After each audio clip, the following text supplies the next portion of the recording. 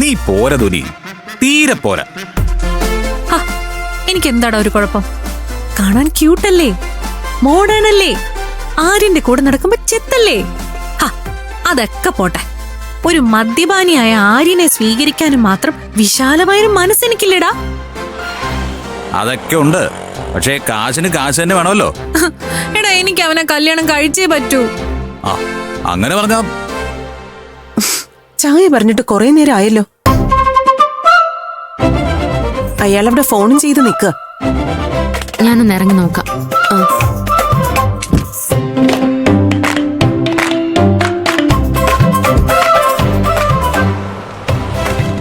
അപ്പൊ ഇനി കാശുണ്ടാക്കാൻ ആരിനെ സഹായിച്ചാ നീ അവനും കൂടി കുറച്ചുകൂടെ ക്ലോസ് ആവും, ശരിയല്ലേ? ചേട്ടാ, ഈ ചായ എടുത്തോ മോളെ. അതെ, നീ എവിടുന്നല്ലേ എനിക്ക് കുറച്ച് കാശ് സംഘടിപ്പിച്ചു തരണം. ഞങ്ങളുടെ കല്യാണം കഴിഞ്ഞാൽ തിരിച്ചു മറിക്കാം. ശരി, അത് സെറ്റാക്കാം. ഞാന് എത്ര രൂപ മറിക്കണം? തൽക്കാലം 1 കോടി രൂപ മതി. 1 കോടിയോ? തൽക്കാലം ചെറിയ ആവശ്യങ്ങളെ ഉള്ളൂ എന്ന് ആരും പറഞ്ഞത്. എടി, നിനക്ക് ഭ്രാന്താണോ?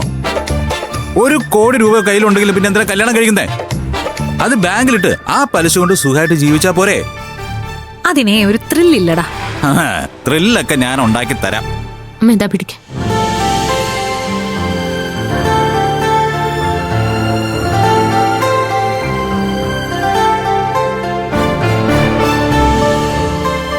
ഇത്തരം കാര്യങ്ങളൊക്കെ നമുക്ക് നേരിട്ട് കാണുമ്പോൾ സംസാരിക്കാം. ഞാനിപ്പോ കോട്ടയം വരെ ഒരു ഓട്ടം പോയിക്കൊണ്ടിരിക്കുക. കഴിഞ്ഞമ്മേ, ഗ്ലാസ് താ.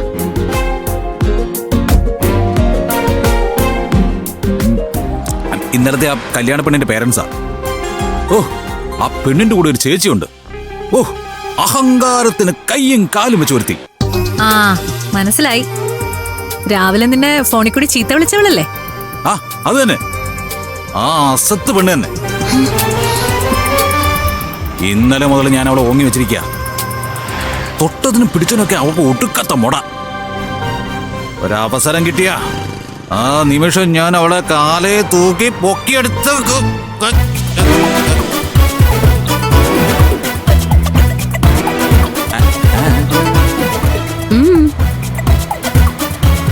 എന്നെ തൂക്കിയെടുക്കടോ, എടുത്ത് തറയിലടിക്കടോ. ചോണയുണ്ടെങ്കിൽ എന്നെ ഒന്ന് തൊട്ട് നോക്ക്. ഹലോ അർജുൻ, ചായ ഓർഡർ ചെയ്തിട്ട് ഉത്തരവാദിത്വം ഇല്ലാതെ ഫോണിൽ സംസാരിച്ചോണ്ടെന്ന് ഞങ്ങളുടെ ചായ തണുത്തുപോയി. അതിനാര് സമാധാനം പറയും? നിങ്ങക്ക് ചായ വാങ്ങിച്ചു തരേണ്ടതേ എന്റെ ജോലിയല്ല. 40 കാറുകളുള്ള ഒരു ട്രാവൽ ഏജൻസിയുടെ ഓർഡറാ ഞാൻ. താൻ ഏത് കൊമ്പനായാലും ഇപ്പൊ ഞങ്ങളുടെ ഡ്രൈവറാ.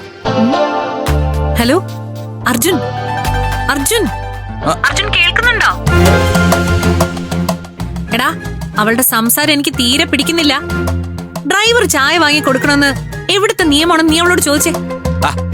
അതൊന്നും ഈ ജാടക്കാരിയോട് പറഞ്ഞിട്ട് കാര്യമില്ല. ഇന്നത്തെ കാലത്ത് പെൺകുട്ടികളോട് കൂടുതൽ സംസാരിക്കാൻ പറ്റില്ലല്ലോ. ഇല വന്ന് മുള്ളി വീണാലും മുള്ളു വന്ന് ഇലയിൽ വീണാലും കേസ് ആണുങ്ങളുടെ പേരിലാണല്ലോ. ആ ഓർമ്മ തനിക്ക് എപ്പോഴും ഉണ്ടാവുന്ന നല്ലതാ.